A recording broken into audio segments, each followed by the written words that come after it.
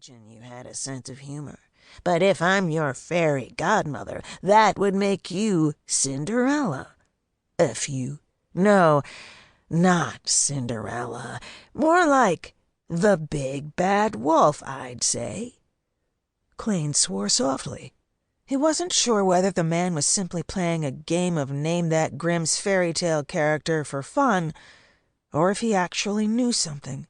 "Yes, definitely the big bad wolf, complete with claws, fangs, and an extremely poor choice in business associates, not to mention a serious problem with anger management.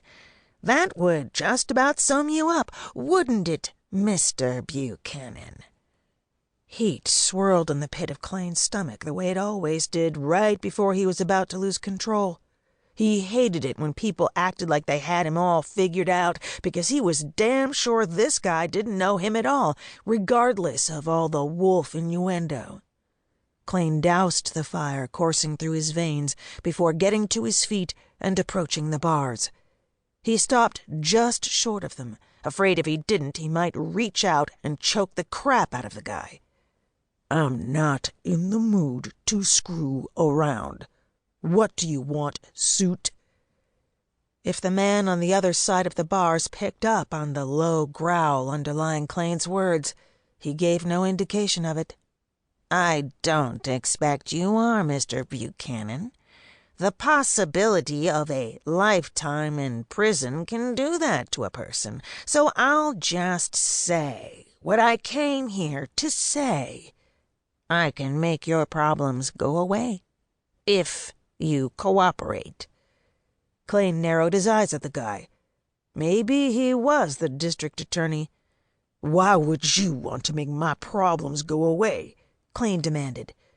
"Because I know you're a shifter." Clayne had been called a lot of things in his life, but that wasn't one of them.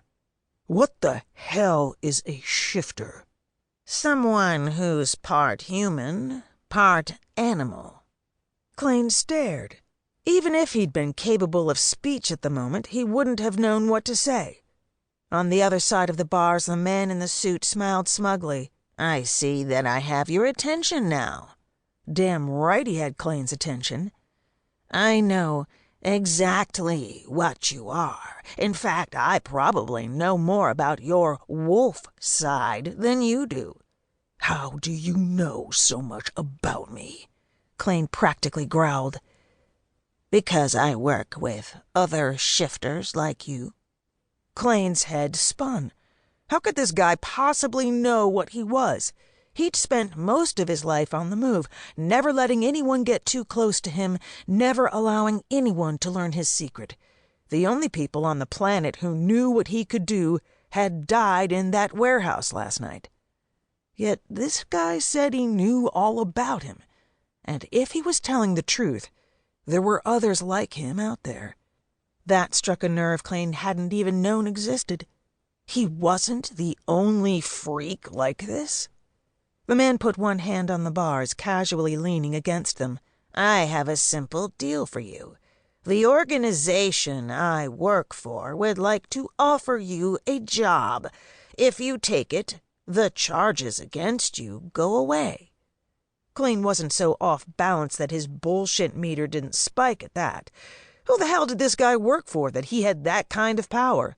"How can you possibly cover up 3 dead bodies?" The man sighed.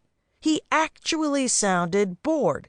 "Look, I'm not going to give you the full recruiting pitch. You don't have a lot of options.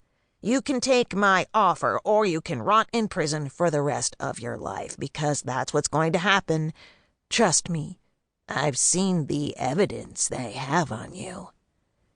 Clayne was this close to telling the suit to go screw himself just because he didn't like it when people gave him ultimatums.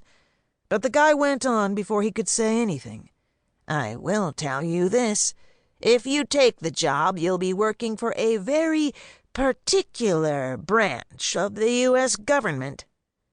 What the hell was he being roped into? "Which branch?" "The branch no one's ever heard of." The suit eyed him coolly. "So, are you..."